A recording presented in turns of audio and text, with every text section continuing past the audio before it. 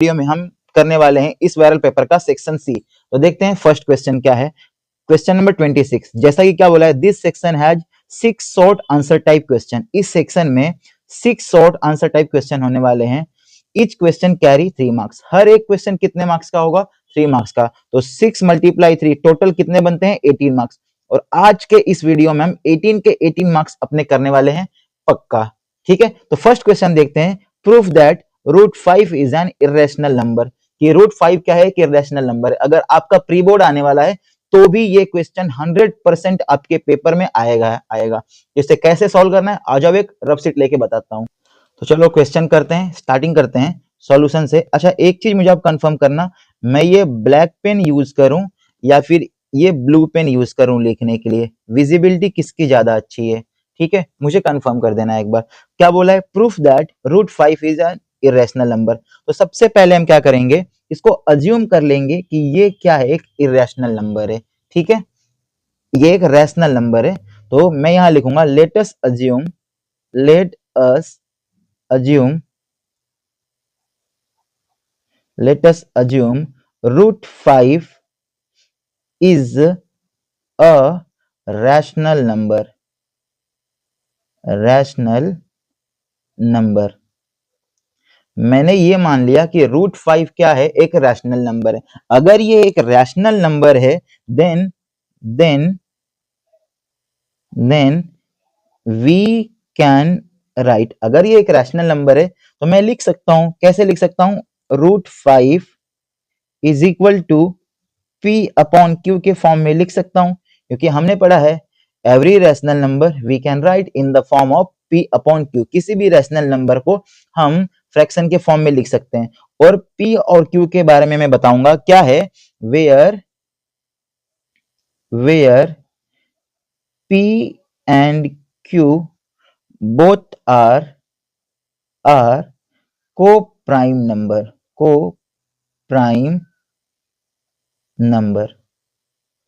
क्या है ये? को-प्राइम नंबर है। ये क्या है? Co-prime number. अब यहां आपको डाउट आया होगा कि सर ये को-प्राइम नंबर होता क्या है। तो पहले इसका कॉन्सेप्ट आपके लिए मैं क्लियर कर दूं, उसके बाद समझाता हूं। देखो, को-प्राइम का मतलब है जैसे ये 2 है और ये 3 है, तो 2 और 3 के बीच कॉमन क्या है? तो आप बोलोगे सर सिर्फ और सिर्फ 1 है। और समझाऊं, अगर 2 को कौन डिवाइड कर सकता है? या तो 2 कर सकता है या तो 1 कर सकता है। 3 को कौन कर सकता है? या तो 3 कर सकता है या तो 1 कर सकता है। पर इस 2 और 3 दोनों को डिवाइड कौन कर सकता है? तो इकलौता एक नंबर कौन है? सिर्फ और सिर्फ 1 है। तो ये दोनों क्या हो गए? को प्राइम नंबर हो गए। मतलब किसी भी दो नंबर का कॉमन सिर्फ और सिर्फ 1 होना चाहिए और कुछ नहीं होना चाहिए, वही को प्राइम नंबर होता है। आई बात समझ में? इसके बाद आप यहां लिख लोगे where P and Q are coprime number. इतना तो हो गया। अच्छा, एक चीज और, साथ के साथ पेन और कॉपी लेके बैठो। पहले वीडियो को पॉज करो और पेन और कॉपी लेके बैठो और मेरे साथ के साथ करते जाओ, सारे क्वेश्चन लिखते जाओ। पहले ट्राई करो खुद से करने का, ठीक है? और नहीं तो मेरे साथ करते जाओ, क्योंकि तभी तो सीखोगे आप। तो where P and Q, copy pen लेके बैठे हो ना? कमेंट में बताना, कॉपी पेन लेके बैठते हो या नहीं बैठते हो आप? और साथ के साथ Q क्या होना चाहिए? 0 नहीं होना चाहिए। तो यहां लिख लूंगा where Q is not equal to 0। Q 0 नहीं होना चाहिए। तो ये दोनों चीज लिख लूंगा। अब क्या करना है मुझे, यहां देखो, अपॉन में 1 रख के मैं क्रॉस मल्टीप्लाई कर लूंगा। तो ये हो गया Q अंडर रूट में 5 is equal to P। Okay, थोड़ा सा पेज ऊपर कर लेता हूं मैं। अब यहां आप क्या करोगे? Squaring both side, squaring both side, दोनों साइड का आप क्या कर दो? स्केयर कर दो। दोनों साइड स्केयर करूंगा मैं, ठीक है? तो ये हो गया Q का स्केयर और अंडर रूट 5 का भी स्केयर, ऐसे ही हो गया ये P का स्केयर। क्लियर है? अगर Q का स्केयर तो Q स्केयर ही हो जाएगा, बट स्केयर से अंडर रूट कैंसिल हो जाएगा, तो ये आ गया 5 इज इक्वल टू P का स्केयर। ओके, ट्रांसफर करता हूं। ये 5 क्या है मेरा? Q के साथ मल्टीप्लाई में ट्रांसफर करूंगा तो क्या हो जाएगा? डिवाइड में हो जाएगा। तो ये इसे लिखूंगा मैं Q square is equal to P square upon में 5। अब यहां क्या चीज हो रही है, यहां देखो क्या हो रहा है, तो आप बोलोगे sir P square is divisible by is divisible by 5, कि पी स्केयर 5 से डिवाइड हो रहा है। अगर पी स्केयर 5 से डिवाइड हो रहा है, इसका मतलब पी भी also P is divisible by 5। तो P भी क्या होगा, 5 से डिवाइड होगा। कॉपी पेन लेके बैठना आप, मैं फिर से बोल रहा हूँ, कॉपी और पेन लेके बैठो और साथ के साथ मैं जैसे करा रहा हूँ, जैसे बोल रहा हूँ वैसे चलते रहो, ठीक है। तभी तुम जब पेपर देने जाओगे ना, तो पेपर करके नहीं आओगे, पेपर को फोड़ के आओगे। जैसे बोल रहा हूँ वैसे करते रहो और साथ के साथ मेरे चलते रहो। अब अगली लाइन ऐसी है कि हमेशा वो बच्चा याद करता है। जरा यहाँ देखो, अगर जैसे मैंने लिखा है P इज डिविजिबल बाय 5, जरा रफ में यहाँ समझो, यहाँ रफ में कि P जो है 5 से डिवाइड करूंगा तो कुछ ना कुछ आएगा जिसको मैं C बोलता हूँ। अगर P को मैं 5 से डिवाइड करूंगा तो कुछ ना कुछ आएगा, 5 1 जा 5, 5 2 जा 10, तो वैसे 5P जा, तो मैंने बोला कि ये आया, ठीक है, डिवाइड करने पे। और इसको रख के क्रॉस मल्टीप्लाई कर लूंगा तो बोलूंगा P इक्वल टू कितना हो गया, 5C। P is equal to क्या हो गया, 5C। इसी को मैं यहां लिख रहा हूं, इसी को मैं यहां लिखता हूं कि P इज इक्वल टू आया है 5C। ओके, वेयर C क्या है, मैं लिखूंगा यहां, ये लिखना पड़ेगा, where C is some integer. Integer C क्या है, इंटीजर है। इंटीजर का मतलब नंबर होता है, इंटीजर का मतलब नंबर होता है। नंबर का एक तरह से निक नेम ही है। आप इंटीजर को क्या बोल सकते हो, नंबर बोल सकते हो, नंबर, ठीक है। तो P इज इक्वल टू, अब वापस यहां से क्या करूंगा मैं, squaring both side, squaring both side, ठीक है। दोनों साइड का स्केयर करता हूं मैं।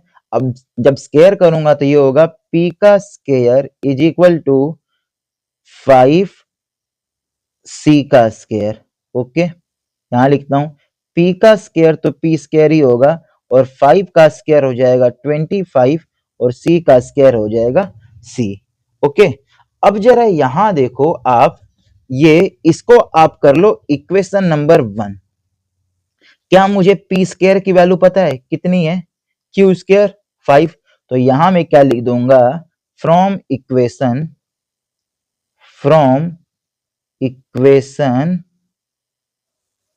इक्वेशन 1 की, इक्वेशन 1 से, या फिर आप लिख सकते हो put the value of P square in equation 2। इसको इक्वेशन 2 कर लो आप। तो यहाँ P स्केयर की वैल्यू रखता हूं जो कि है Q का square into 5 is equal to, ये जैसे एज इट लिख दो, 5C का स्केयर। अब यहां ध्यान दो, ये डिवाइड हो रहा है, 5 1 जा 5, 5 5 जा 25, तो बच क्या रहा है, तो मैं लिखूंगा जी Q का square is equal to 5C का स्केयर। 5 को वापस ट्रांसफर करता हूं इस साइड में, तो ये हो गया C square is equal to Q square upon में 5। इससे क्या कंक्लूजन निकल रहा है, इसको देख के क्या कंक्लूजन निकल रहा है, तो तुम बोलोगे सर इसे देख के तो यही कंक्लूजन निकल रहा है कि Q square is divisible by 5। Q square 5 से डिवाइड हो रहा है, तो ऐसे ही मैं बोल सकता हूं also Q is divisible by 5, तो Q भी 5 से डिवाइड होगा। अब यहां मुझे एक चीज बताना, ऊपर तुमने ये देखा कि सर P भी 5 से डिवाइड हो रहा है, P भी 5 से डिवाइड हो रहा है, और यहां तुम देख रहे हो कि सर Q भी 5 से डिवाइड हो रहा है, जबकि हमने क्या बोला था कि P और Q क्या है, दोनों के दोनों को प्राइम नंबर है, और ये 1 के अलावा किसी से डिवाइड होने नहीं चाहिए थे, तो ये डिवाइड हो क्यों रहे हैं? तो यही कंक्लूजन अपन को लिखना पड़ेगा। क्या लिखूंगा मैं कि P and Q both are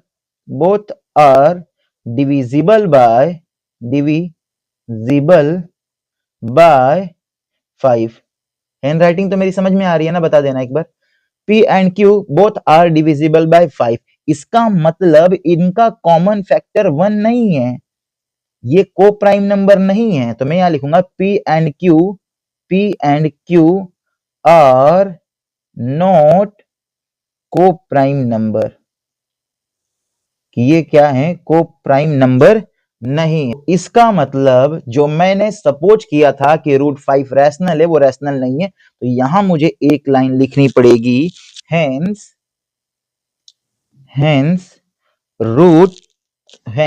our assumption is wrong। मेरा assumption क्या हो गया, wrong। और assumption क्या था, √5 is rational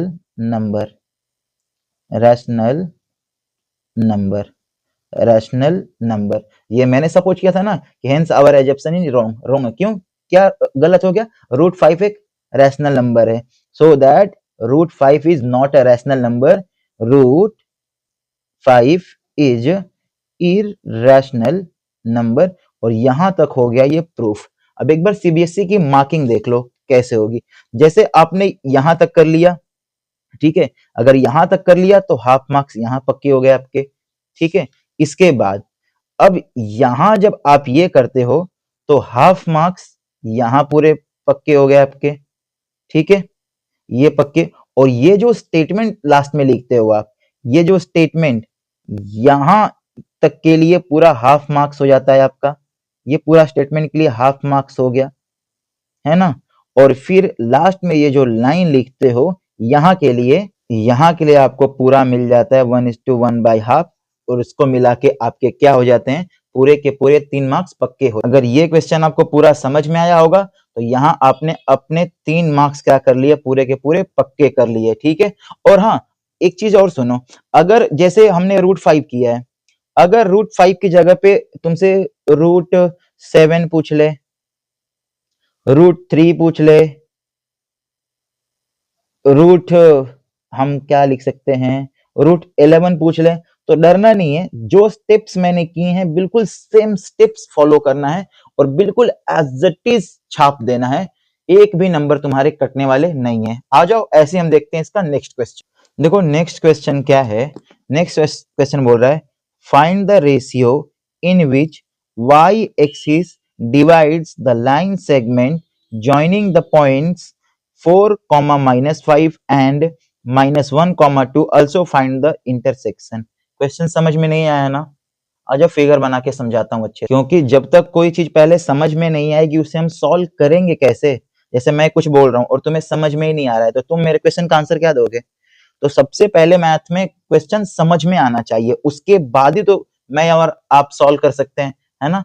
पेन और कॉपी साथ में लेके बैठना, और एक बार वीडियो में मुझे ये बताना कि आप मेरी वीडियो कहाँ से देख रहे हो, ठीक है।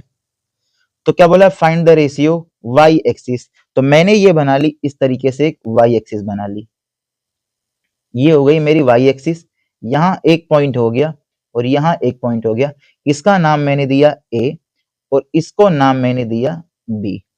ओके, a हो गया और b हो गया। a का कोऑर्डिनेट 4, -5 और इसका कोऑर्डिनेट हो गया -1, 2। ओके, अब बोल रहा है find the ratio in y axis. ये y एक्सिस है, y एक्सिस इसको क्या हो जाता है, कोई पॉइंट ऐसे कट कर देता है। तो मैंने बोला जो पॉइंट इसको कट करके जा रहा है वो P है। और ध्यान देना y एक्सिस बोला है, मतलब x की वैल्यू 0 और y की वैल्यू को मैं सिर्फ y लिख लेता हूं। y एक्सिस बोला है तो x की वैल्यू 0 और ये y। अगर x एक्सिस बोलता तो मैं y को 0 कर देता और x लिखता। आई बात समझ में। क्वेश्चन में हो सकता है आप प्री बोर्ड अपना दो और यही क्वेश्चन आ जाए और यहाँ x एक्सिस लिख के मिल जाए, तो गधे मत बन जाना बिल्कुल। ठीक है, कि ये क्वेश्चन तो कुछ और आ गया, वो वाले काम नहीं करना। इनका रेशियो क्या होगा, तो रेशियो आप कर लो सर, रेशियो नहीं पता है तो मैं के और 1 कर लेता हूँ। ओके, इसको अब सॉल्व करते हैं। जरा देखो आगे कुछ दिया हुआ है, नहीं, क्या बोला है, also find the intersection. Intersection find करने का मतलब है के की वैल्यू मुझसे पूछ रहा है। अब पूछा क्या है, देखो find the ratio in which y axis, कौन से रेशियो में ये हुआ है, मतलब इन दोनों का मुझे रेशियो चाहिए। पहले तो के रेशियो 1 निकालना पड़ेगा मुझे, रेशियो क्या है। दूसरी चीज पूरा फाइंड आल्सो द इंटरसेप्शन, मतलब y की वैल्यू भी मुझसे पूछ रहा है। तो चलो सॉल्व करते हैं, कैसे करेंगे इसको देखो। अगर ये हो गया रेशियो इनका, मैं लिख लेता हूं कि A P ratio P B, P B कौन से रेशियो में ये डिवाइड हुए हैं, मैं बोलूंगा के रेशियो 1 में ये डिवाइड हुए हैं। ओके, अब मुझे अगर x एक्सिस के लिए सॉल्व करना होता है, x के लिए, तो फॉर्मूला है और इस फॉर्मूले को याद रखना है, m2x1 प्लस m1x2 अपॉन में m1 प्लस m2। जिस बच्चे को ये क्वेश्चन थोड़ा सा भी समझ में आ गया हो, फटाफट वीडियो को पॉज करो और सॉल्व करो, और बाद में मुझसे आंसर मैच करा लेना कि जो आंसर तुम्हारा है, जो आंसर मैंने लिखा है वो सेम है या नहीं है। ऐसे ही तुम्हारी प्रैक्टिस होगी, वरना सिर्फ वीडियो देखते रहो और तुम सोचो कि प्रैक्टिस हो जाए, तो ऐसे नहीं होगा, खुद से करना पड़ेगा, क्योंकि पेपर तुम्हें देना है, मुझे नहीं देना है। तो पेपर अगर तुम्हें लिखना है तो क्वेश्चन सॉल्व करके भी तुम्हें ही देखना पड़ेगा। तो मैंने एक्स के लिए लिख लिया और वाई के लिए, ये फॉर्मूला आपको याद है। अब एक चीज समझनी है कि x 0 है, x की वैल्यू क्या है, 0 है, यहीं का कोऑर्डिनेट में फाइंड कर रहा हूं ना, a और b के डिस्टेंस यहां लिख लिया मैंने, और ये x की वैल्यू 0 है, तो यहां मैं लिख लूंगा ये 0 इक्वल टू, इसे मैं बोलूंगा x1 y1 x2 y2, और ये हो गया मेरा m1 और ये हो गया m2। फटाफट वैल्यू पुट करता हूं मैं, m2 कितना है, 1 है, 1 मल्टीप्लाई x1 कितना है, 4, 4 लिख लिया, प्लस m1 कितना है, m1 है मेरा k मल्टीप्लाई में x2 कितना है, x2 -1, यहाँ रखूंगा मैं -1। एक एक स्टेप को फॉलो करते रहना ताकि तुम्हारे नंबर ना कटे, m1 plus m2 k plus 1। Okay, इतनी बात आई समझ में, थोड़ा सा इसे ऊपर कर लूं अब मैं। चलो अब क्या करना है देखो, अपॉन में इसके 1 रखो और क्रॉस मल्टीप्लाई कर लो, तो ये हुआ 0 हो जाएगा, k प्लस 1 का 0 के साथ मल्टीप्लाई हुआ, तुम बोलो सर ये तो 0 हो गया। इसको सॉल्व करके लिखता हूँ, 4 1 जा 4, और ये हो गया प्लस, और ये k का -1 में मल्टीप्लाई होगा, तो तुम बोलो सर ये तो आ गया माइनस का k। ओके, यहां देखो इसे लिख सकता हूं मैं 0 प्लस माइनस प्लस मीन के माइनस के हो जाएगा, और माइनस के को दूसरी साइड लेके जाऊंगा तो मुझे के की वैल्यू मिल जाएगी 4। आई बात समझ में, के की वैल्यू मुझे क्या मिल गई, के की वैल्यू 4 मिल गई। पहले पार्ट में पूछ रहा था कि इनका रेशियो क्या होगा, तो रेशियो में मैंने क्या लिखा, यहाँ रेशियो में क्या लिखा है, के रेशियो 1, और के की वैल्यू कितनी आई है, 4 आ गई है, तो यहां लिख लूंगा मैं, यहां देखो यहां लिख लूंगा मैं, देयरफॉर, ये लिखना पड़ेगा आपको, therefore, therefore the ratio, ratio, ratio कितना हो गया, तो आप बोलो रेशियो के रेशियो 1 था, तो इसके अकॉर्डिंग मेरा हो गया 4 रेशियो 1। ये हो गया आपका फाइनल आंसर पहले का। अब y की वैल्यू भी पूछ रहा है, अब y की वैल्यू कैसे निकालेंगे, तो ये जो डेटा है मेरे पास, ये जो डेटा है, ठीक है, इसी में मैं वैल्यू पुट कर देता हूं, y की वैल्यू निकालनी है मुझे, m2 कितना है बताओ मुझे, m2 है मेरा 1, तो 1 रख लिया, मल्टीप्लाई में y1 कितना है, y1 -5। कोशिश करो कि मेरे क्वेश्चन सॉल्व करने से पहले आप आंसर दे दो, और कितने बच्चे मेरे क्वेश्चन सॉल्व करने से पहले आंसर दे रहे हैं, कमेंट में जरूर बताना मुझे। m1 कितना है बच्चे, m1 k है, k लिखो, मल्टीप्लाई y2 कितना है, y2 2 है, 2 लिखो, ये हो गया k plus 1। Okay, y is equal to solve करता हूं, ये हो गया -5 प्लस का 2k अपॉन में k प्लस 1। अब तुम बोलो कि सर k की वैल्यू तो हम फाइंड कर चुके हैं, ए की वैल्यू कितनी है 4 है, आप यहाँ पुट कर लो। तो यहाँ पुट करता हूं मैं, तो -5 प्लस 2 मल्टीप्लाई 4 अपॉन में हो गया 4 प्लस 1, तो y की वैल्यू हो जाएगी -5 प्लस का 8 अपॉन में 5, और इसे सॉल्व करूंगा तो कितना हो जाएगा 3/5। ठीक है, पर वो इंटरसेक्शन पूछा है, यहाँ का कोऑर्डिनेट पूछा है वो तो हम डायरेक्ट y को ऐसे लिख के नहीं बोलेंगे। p का कोऑर्डिनेट क्या था, p का कोऑर्डिनेट था 0, y, तो इसके अकॉर्डिंग p का कोऑर्डिनेट हो गया आपका, ऐसे लिखो p का कोऑर्डिनेट 0, 3/5, ये हो गया सेकंड का आंसर। और यहाँ आपके हो जाते हैं और 3 मार्क्स पक्के। ठीक है, अब सीबीएसई क्या करती है, ये क्वेश्चन तो आपने पूरा कर लिया है ना, पूरा कर लिया। और कितने बच्चों ने मुझसे पहले आंसर सॉल्व किया है कमेंट में जरूर बताना, पेन कॉपी के साथ लेके बैठना है। अब जिसका ये और वाला पार्ट है, एक बार इसका और वाला पार्ट देखो आप, मैं इसको सेट कर लेता हूं अच्छे से। ठीक है, इसका ये और वाला पार्ट देखो। अगर मैं तुमसे ये बोलूं कि इसका जो और वाला पार्ट है, ये line 4x plus y is equal to 4 divides the line segment joining the points, इस पॉइंट को ज्वाइन करती है, a certain ratio, find the ratio. ये क्वेश्चन और ये क्वेश्चन एग्जैक्टली सेम है, पर देखो क्वेश्चन को ऐसा घुमा दिया कि बस बच्चे का दिमाग घूम जा रहा है कि यार क्या करूं, समझ में नहीं आ रहा हूं। तो एक बार मैं तुम्हें क्वेश्चन समझाता हूं और फटाफट वीडियो को पॉज करना और खुद से सॉल्व करके देखना। देखो बोल क्या रहा है, a line 4x plus y is equal to 4, एक लाइन है जिसकी इक्वेशन दी हुई है। ठीक है, डिवाइड्स द लाइन सेगमेंट, एक लाइन सेगमेंट, तो यहां मैंने बना लिया कि ये हो गया जी मेरा एक लाइन सेगमेंट। ठीक है, इसको मैंने बोला ये हो गया मेरा पॉइंट ए और ये हो गया मेरा बी, ये लाइन सेगमेंट, इसका कोऑर्डिनेट दिया हुआ है। कोऑर्डिनेट कितना दिया हुआ है, -2, -1 और 3, 5। ऐसे ही क्वेश्चन सेम होते हैं और सीबीएसई बस थोड़ा सा उसे चेंज कर देती है और बच्चे का दिमाग चेंज कि ये क्वेश्चन तो आज तक मैंने पढ़ा ही नहीं था और तुमने पढ़ा था यार। देखो मैंने अब भी बताया ये क्वेश्चन और बिल्कुल एज इट इज सेम है, पर देखना तुम कितना फर्क पड़ जाएगा। अब समझाऊंगा और तुम्हें क्लियर हो जाएगा कि हाँ सर बिल्कुल सेम था। ये तो ये लाइन हो गया, ये दिया हुआ इसका कोऑर्डिनेट, बोल रहा है कि इसको डिवाइड करके चली जाती है, ये लाइन है, ये लाइन इसको डिवाइड करके चली जाती है। तो मैंने बोला कि लो जी ये लाइन इधर से इसको डिवाइड करके चली गई। ओके, और यहाँ का पॉइंट मैंने बोला कि जहां ये डिवाइड किए ये हो गया P, और इसका जो इक्वेशन है लाइन का ये लिख लो 4x plus y is equal to 4। ठीक है, ये और वाला करा रहा हूं मैं, ये इक्वेशन है और ये लाइन सेगमेंट ए बी को इस लाइन ने डिवाइड कर दिया। अब पूछ रहा है फाइंड द रेशियो, रेशियो निकालो, और रेशियो का मतलब है कि भाई कौन से रेशियो में डिवाइड किया। तो मैं बोलूंगा इसे जी आपने m1 और m2 रेशियो में क्या किया है, डिवाइड किया है। यही m1 और m2 की वैल्यू हमें बतानी है। आई बात समझ में, यही m1 और m2 की वैल्यू मुझे क्या करनी है, बतानी है। और यहाँ का कोऑर्डिनेट, ये p का कोऑर्डिनेट क्या होगा, तुम बोलो सर x और y होगा, x और y। और क्वेश्चन आया समझ में कि एक लाइन सेगमेंट है ए बी जिसको एक लाइन ने 4x प्लस वाई ने डिवाइड कर दिया।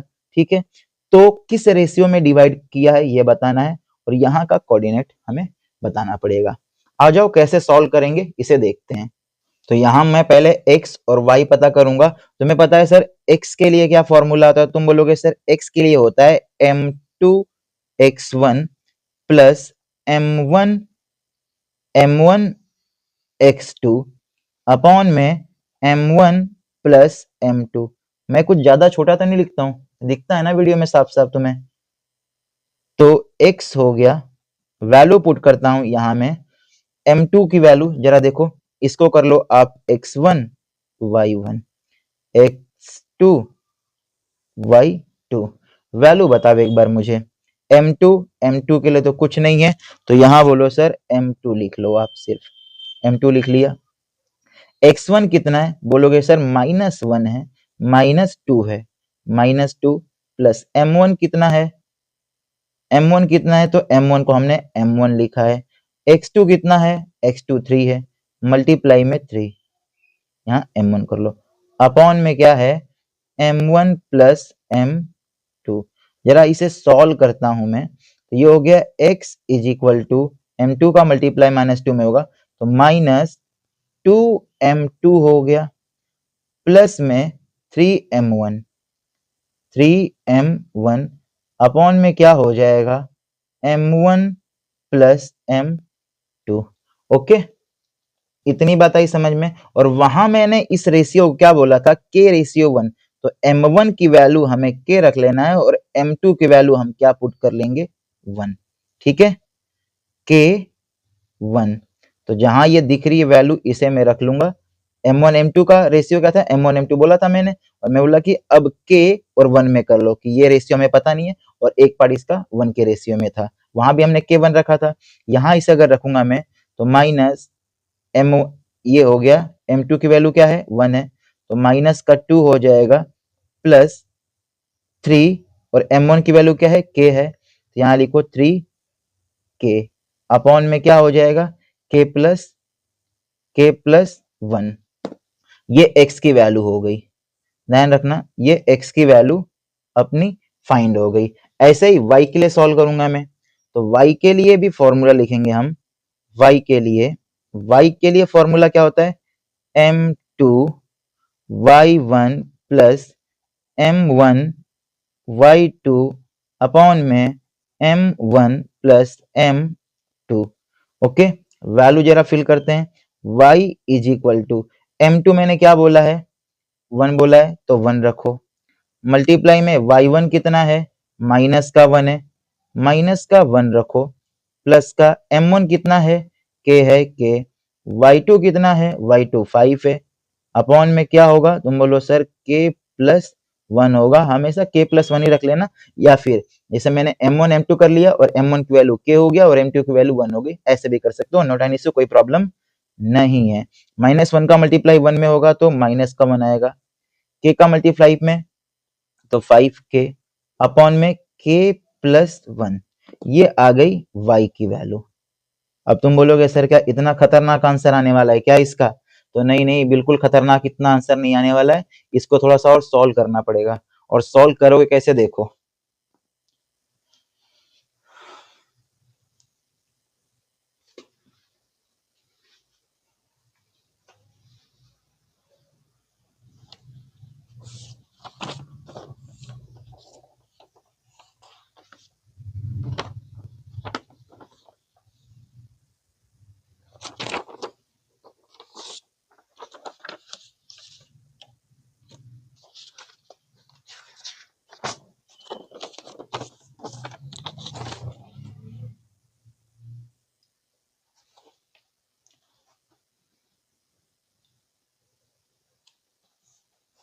देखो अभी इक्वेशन क्या थी अपनी, इक्वेशन देखो ऊपर लिखा है 4x plus y is equal to 4। ये जो x की वैल्यू है ना और ये जो y की वैल्यू है ना वही इसमें रखूंगा मैं, वैल्यू पुट करता हूं, ये हो गया 4 मल्टीप्लाई में x की वैल्यू क्या है, x की वैल्यू यहाँ देखो बड़े ब्रैकेट में x की वैल्यू लिखता हूँ -2 प्लस का 3k अपॉन में k प्लस 1, ये हो गया, प्लस का साइन है ब्रैकेट क्लोज करूंगा, प्लस लगाऊंगा मैं और y की वैल्यू लिखूंगा मैं, y की वैल्यू लिखूंगा मैं, y की वैल्यू है -1 प्लस का 5k अपॉन में k प्लस 1 ब्रैकेट क्लोज करूंगा इज इक्वल टू 4। इतनी बताई समझ में।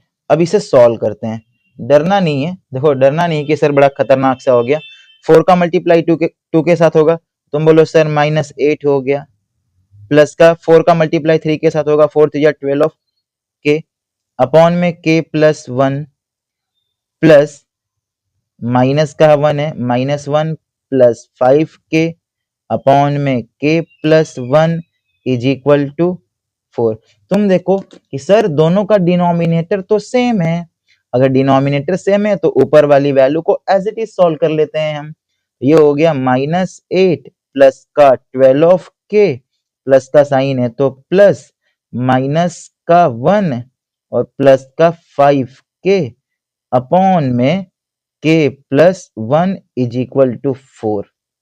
सॉल्व करता हूँ, ये माइनस का 8 है और ये भी माइनस का है, तो ये हो जाएगा माइनस का 9, थोड़ा सा ऊपर कर लो ना, माइनस का 9 प्लस 12 और ये 5 कितना हो गया 17 के और अपॉन में 1 रख के यहीं कर देता हूं मल्टीप्लाई, तो k का 4 के साथ होगा तो 4 के और 4 का 1 के साथ होगा तो 4 1 का इनके साथ हो गया, तो ये टोटल आ गया। अब मैं नंबर को नंबर की साइड लाऊंगा और k को k वाली साइड भेज दूंगा और अपना क्वेश्चन हो जाएगा सॉल्व। तो -9 और ये हो गया माइनस का 4 इज इक्वल टू 4 के माइनस का 17 के, माइनस माइनस से प्लस होगा, कितना हो गया ये? बताओ बताओ बताओ फटाफट। ये हो गया 13, माइनस का 13। इसे माइनस करेंगे, ये भी माइनस का 13 के। अब तुम बोलोगे सर माइनस का क्यों? तो बड़े नंबर का साइन लगा, माइनस से माइनस गया, 13 से 13 गया, बचा क्या? 1 इज इक्वल टू के, 1 इज इक्वल टू के। ओके, और पहले मैंने इसकी रेशियो क्या बोली है? के और 1 रेशियो क्या बोली है? के रेशियो 1 और के की वैल्यू 1 आई है, तो इसका रेशियो हो गया 1:1। ये आपका हो गया फाइनल आंसर। ऐसे ही करते हैं next question. Next question 20 number 28 है। 28 क्या बोल रहा है? Proof that cosec a minus sine a फिर sec a minus cos a is equal to 1/tan a plus cot a। इसकी ना एक ट्रिक होती है। अब तुम बोलोगे सर इसकी भी ट्रिक होती है क्या प्रूफ करने वाले क्वेश्चन की? तो यार बिल्कुल होती है। देखो क्या करना है। अब तुम्हें ट्रिक का मतलब क्या? अगर साइन और कॉस कहीं मिल जाए, जैसे साइन और कॉस कहीं भी मिल जाए तो नो चेंज, चेंज मत करना, एक चीज याद रखनी है। दूसरी चीज, अगर टेन कहीं मिल जाए तो साइन अपॉन कॉस में इसे चेंज करो, और कोट मिल जाए तो कॉस अपॉन साइन में चेंज करो, और इसके अलावा जो मिल गए तो उसको क्या कर दो? रेसिप्रोकल। जैसे मुझे कोसेक मिला है तो कोसेक को मैं लिखूंगा 1 अपॉन साइन ए। ओके, साइन और कोस को चेंज नहीं करना, बाकी सबको चेंज कर देना है। अगर इतना रूल फॉलो करोगे तो बहुत आराम से हो जाएगा। देखो मैं करके दिखाता। वैसे कोसेक को मैंने क्या बोला? 1 अपॉन साइन है, साइन को नो चेंज है तो साइन को मैंने किया no change, as it is जैसे था वैसे कर दिया। यहां सेक को चेंज करना पड़ेगा, क्या? 1 upon cos A minus cos A.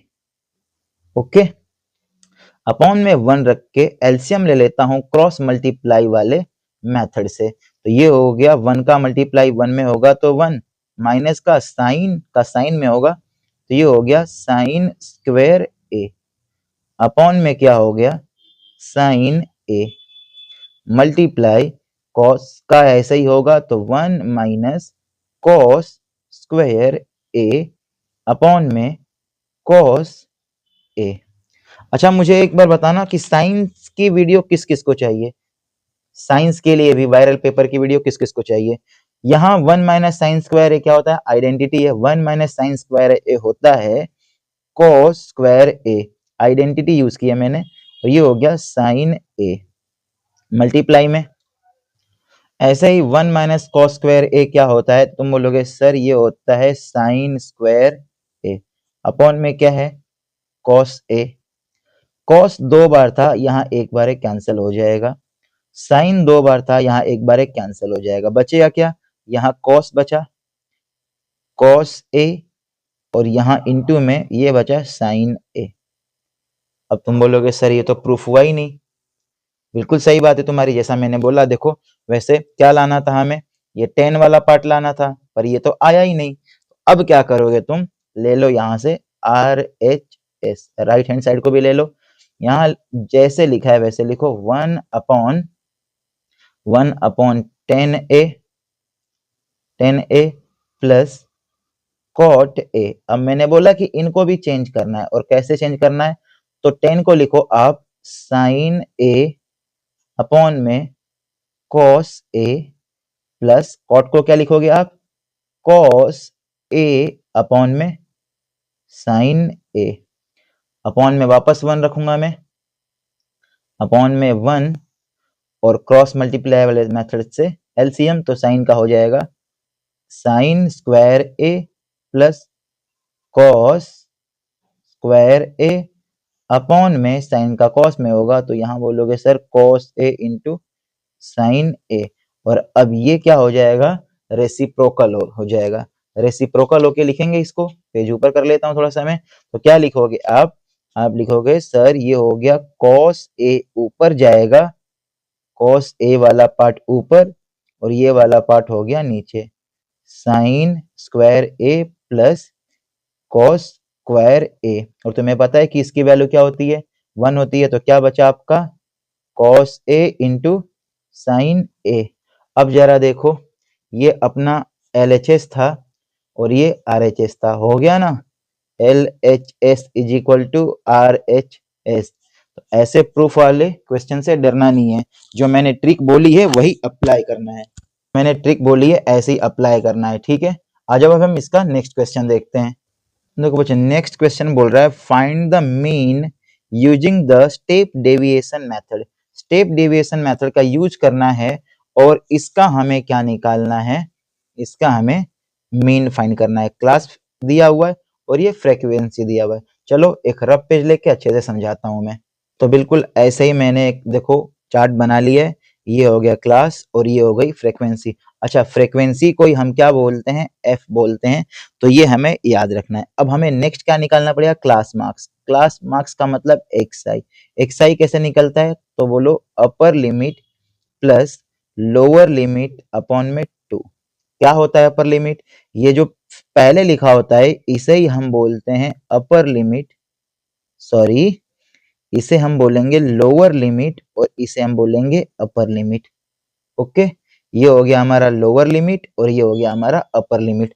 तो लोअर और अपर दोनों को प्लस करना है, यहाँ करता हूं मैं, देखो 0 + 10 और अपॉन में 2, तो ये हो गया 10 अपॉन में 2 और इसे सॉल्व करूंगा तो ये हो गया 5। तो पहला तो आ गया 5, तो क्या हर बार मुझे ऐसे करना पड़ेगा, नहीं, दोनों के बीच गैप कितना है, 10 का है। तो 5 में 10 ऐड करोगे कितना हो जाएगा, 15। 15 में 10 ऐड करोगे कितना हो जाएगा, 25। 25 में ऐड करोगे 35। 35 में 10 ऐड करोगे 45। ऐसे ही हमें लिख लेना है। अब हमें u निकालना पड़ेगा, u। अब u कैसे निकालते हैं, तो देखो u के लिए फॉर्मूला होता है xi माइनस a का मतलब है अज्यूम, आपने अज्यूम किया अपॉन में 10 का मतलब क्या है, c का मतलब है क्लास इंटरवल, इन दोनों के बीच का डिफरेंस, इसे ही हम क्या बोलते हैं, c बोलते हैं, कई बार h भी बोलते हैं, ठीक है। c आईडी में आपको c मिलेगा, एनसीईआरटी में आपको h मिलेगा। तो xi और अज्यूम कौन सा करना है, तो बिल्कुल xi में आना है और जो बिल्कुल बीचों बीच हो, जैसे ये 2 इधर और 2 इधर, मतलब बीच में कौन हो गया, a हो गया। तो यही मेरा क्या हो जाएगा, ए हो जाएगा। आई बात समझ में। सॉल्व करेंगे यू के लिए, यू के लिए सॉल्व करोगे तो एक्स आई कितना है, पहले तो 5 है, तो 5 में से माइनस करो 25 अपॉन में करो 10, तो ये आता है आपका कितना आ जाएगा, 20 माइनस का अपॉन में 10 और डिवाइड करोगे तो ये आ गया माइनस का 2। ओके, तो यहाँ मैं लिख लेता हूँ माइनस का 2, ऐसे ही इसे सॉल्व करूंगा, माइनस का 1 इसे ऐसे करूंगा 0, फिर आगे वाला करूंगा 1 और ये हो गया 2। हो गया, सबका मैंने लिख लिया। आगे क्या करना है हमें नेक्स्ट, ये जो xi है और ये जो ui है, xi जो है निकल गया दोनों xi और ui। अब हमें फाइंड करना है f और ui, मतलब ये जो फ्रीक्वेंसी है, ये जो इसमें ui का अभी ये और ये दोनों का हमें मल्टीप्लाई करना पड़ेगा, ठीक है। इसी को हम f और ui बोलते हैं। अब ये चीजें याद रखनी अजीब लग रही है ना थोड़ी सी, देखो मैं बताऊंगा इसे याद कैसे रखना है। तो 6 2 या 12, यहाँ लिखो माइनस का 12, 10 का 1 में होगा तो तुम बोलो कितना हो गया, माइनस का 10। अगला 15 का 0 में तो 0, नेक्स्ट 9 का 1 में तो 9, 10 का 2 में तो ये हो गया 20। अब करना है f वाले सबको सम। समझ में नहीं आ रहा होगा ना कि मैं क्यों सबको सम कर रहा हूँ, बताता हूँ क्यों। ये हो गया सबको सम किया तो 50, इसको भी हमें क्या करना है, सम का सिग्मा किसका, f का और ui का, ये कितना हो जाएगा आपका, तो 7। अब मैंने ऐसा क्यों किया, सवाल यह था कि ऐसा क्यों, तो मीन का जो फॉर्मूला होता है, मीन का जो फॉर्मूला होता है वो होता है अज्यूम्ड, जो आपने अज्यूम किया, plus sigma F I you I upon में सिग्मा एफ, और इसको करो ब्रैकेट में और मल्टीप्लाइड करो एच से। इसीलिए ये फॉर्मूला था। तो पहले मैंने कुछ अज्यूम किया, एफ आई मुझे दिया हुआ था, यू आई मैंने निकाला, फिर सबका सम किया, और एच, एच का मतलब है क्लास इंटरवल। अज्यूम कितना था मेरा, ए की वैल्यू 25 थी। अब कैपिटल स्मॉल कुछ भी लिख सकते हो, कोई दिक्कत नहीं, एनसीईआरटी में आपको कैपिटल मिलेगा। समेशन कितना आया 7, मल्टीप्लाई में सिग्मा एफ आई कितना है 50, 50 मल्टीप्लाई में एच की वैल्यू कितनी है 10, मतलब दोनों का डिफरेंस, डिवाइड करूंगा 10 से, कितना हो गया 5, ये हो गया 25 प्लस 7/5, और इसे जब सॉल्व करूंगा तो 25 और इसे डिवाइड करूंगा तो ये आता है 1.4, और दोनों को प्लस करूंगा तो आ गया 26.4, मेरा हो गया फाइनल आंसर। और ये हो गए मेरे यहाँ तक 3 नंबर और पक्के। आई बात समझ में? तो आ जाओ ऐसे ही करते हैं इसका नेक्स्ट वाला question. Question number 30। Question number 30 क्या है, in the given figure, figure दिया हुआ है पीए एंड पीबी आर टेंजेंट। ये पीए और पीबी क्या है, टेंजेंट है। ये बी लिखा है, ये बी है, ये पी है, और ये ए है, ये टेंजेंट है, ठीक है। टू अ सर्कल एट ओ, जिसका सेंटर ओ है। Prove that OP bisect angle APB. ये मतलब ये जो लाइन है ये एंगल पी को बाइसेक्ट करती है। अब बाइसेक्ट का मतलब होता क्या है, तो बाइसेक्ट का पहले मतलब समझ लो, उसके बाद तो ये क्वेश्चन बहुत इजीली हो जाएगा। बाइसेक्ट का मतलब क्या है, जैसे ये एक लाइन है, ठीक है, मैंने बोला कि ये 5 सेंटीमीटर की है। अगर इसको मैं बीच से ब्रेक कर दूं और यहाँ भी 2.5 हो जाए और ये भी 2.5, तो मैं बोलूंगा कि इस लाइन ए बी को मैंने बाइसेक्ट कर दिया। लेकिन अगर यहीं ये 2 का हो जाए और ये 3 का हो जाए तो ये क्या है, बाइसेक्टर नहीं है, ठीक है। तो बाइसेक्ट का मतलब एक ही चीज को दो पार्ट में ब्रेक कर देना और दोनों के दोनों क्या हो, इक्वल हो, है ना। तो अगर मुझे बोला है कि एंगल ये P बाइसेक्ट हो रहा है, ये एंगल P बाइसेक्ट हो रहा है, इसका मतलब कि A P O, angle A P O, A P O ये वाला एंगल आधा वाला, और यहां से बी पी ओ ये वाला एंगल, ये 1 और ये 2, ऐसे समझो। ऐसे ही अगर एंगल बी पी ओ को अगर मैं इक्वल कर दूं तो मैं बोल सकता हूं कि ये क्या हो गया, बाइसेक्ट हो गया। आई बात समझ में? अब जरा देखो ये दोनों आ किस में रहे हैं, दो चीजें पूछी हैं, तो पहले पार्ट 1 करते हैं हम। दो चीजें पूछी हैं तो मैं लूंगा in triangle, in triangle, triangle O A P, O A P, ये वाला ट्रायंगल मैं यूज कर रहा हूं, ये वाला ट्रायंगल, ठीक है, ये वाला ट्रायंगल। तो O A P and triangle नीचे वाला O B P, O B P, O B P, okay. अब इसमें क्या है, तुम बोलोगे सर इसमें तो एपी बीपी बराबर होगा, एपी और बीपी बराबर होगा, क्यों बराबर होगा, तो बोलो सर टेंजेंट है ये तो, टेंजेंट है, और टेंजेंट क्या होते हैं, हमेशा बराबर ही होते हैं। ओपी दोनों में आ रहा है, ओपी दोनों में आ रहा है, तो इसे बोलो ये हो गया कॉमन, ये क्या होगा कॉमन। अब ये जो OA है, ये जो OB है, ये सर्कल की रेडियस है ना, और सर्कल की रेडियस क्या होगी, बराबर होगी। तो बोलो OA जो है इक्वल होगा OB के। क्यों इक्वल होगा, क्योंकि रेडियस ऑफ सर्कल है, ready of circle, ready of circle. तो इसके अकॉर्डिंग ये जो ट्रायंगल है ओ ए पी, ये ट्रायंगल है ओ ए पी, कॉन्ग्रुएंट हो जाएगा ट्रायंगल ओ बी पी के, ठीक है। ओ बी पी के क्या हो जाएगा, कॉन्ग्रुएंट हो जाएगा। अगर कॉन्ग्रुएंट हो गया तो मैं डायरेक्टली लिख सकता हूँ, अगर कॉन्ग्रुएंट हो गया तो by the with the help of CPCT मैं डायरेक्ट बोलूंगा एंगल एपीओ, एपीओ इक्वल है एंगल ओके, कौन से रूल से? CPCT। आई बात समझ में CPCT से। और इसके बाद तो मैं डायरेक्ट लिख दूंगा यहाँ, hence OP bisect angle P। आई बात समझ में। इसका पार्ट 2 देखते हैं, पार्ट 2 क्या है। पार्ट 2 है proof that the length of tangent drawn and external point to a circle are equal. ये तो देखा हुआ लग रहा है, ये एक्सरसाइज 10.2 का थ्योरम है और ये आपके लिए होमवर्क है, खुद से करना है। 2 पेपर कराए हैं और दोनों में थ्योरम आया है, तो सर्कल के थ्योरम बहुत इंपॉर्टेंट है। क्या करना है इसमें? ये टेंजेंट और ये टेंजेंट को इक्वल करना है, ठीक है, दोनों टेंजेंट को इक्वल प्रूफ करना है। ये तुम्हारे लिए होमवर्क है, खुद से करना है एक बार। अच्छा एक मिनट, इसका पार्ट 2 रह गया, पार्ट 2 इसका ये वाला पार्ट रह गया, OP is the bisector of AB। इसको देखो कैसे करोगे, इसको देखो कैसे करोगे। पहले तो आप लिखो कि पार्ट 2 के लिए कौन सा ट्राइंगल यूज करो, ट्राइंगल PAQ कॉन्ग्रुएंट हो जाएगा ट्राइंगल BQP के।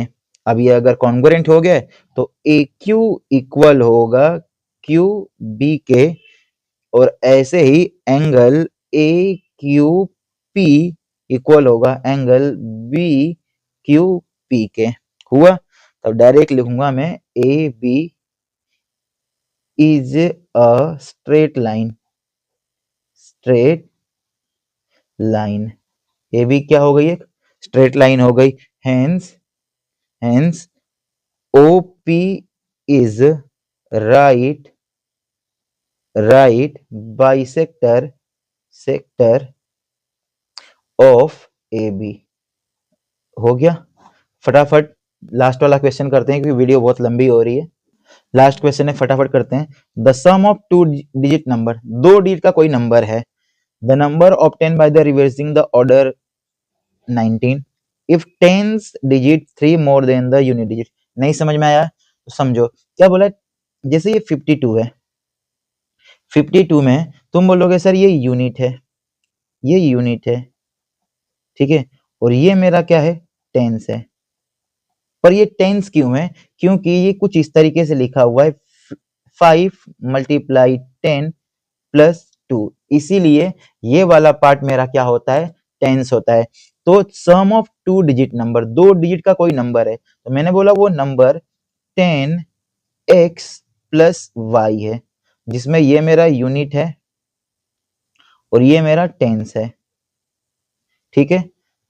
Number obtain by the reversing the order, अगर इनके ऑर्डर को रिवर्स करता हूं, देखो अकॉर्डिंग टू क्वेश्चन, तो ये मेरा ओरिजिनल नंबर हो गया 10x + y, और इसमें जब इसके ऑर्डर को रिवर्स करता हूं जो कि होगा 10y + x, और इन दोनों को जब ऐड करूंगा, तो कितना आएगा? मुझे आंसर मिलेगा 99। जरा इसको सॉल्व करते हैं। 10x है और ये भी x है, 11x प्लस इन दोनों को भी सम करूंगा 11y is equal to 99। 11 common करूंगा तो x + y is equal to 99, और x + y is equal to 11 से कैंसिल होगा, ये हो गया 9। इसको बोलो इक्वेशन नंबर 1। यहां बोल रहा है if tens digit 3 more than, tens वाली डिजिट, टेंस कौन है? x है। x क्या है? यूनिट से 3 ज्यादा है। इसको चेंज करूंगा तो x - y is equal to हो गया 3, इक्वेशन नंबर 2।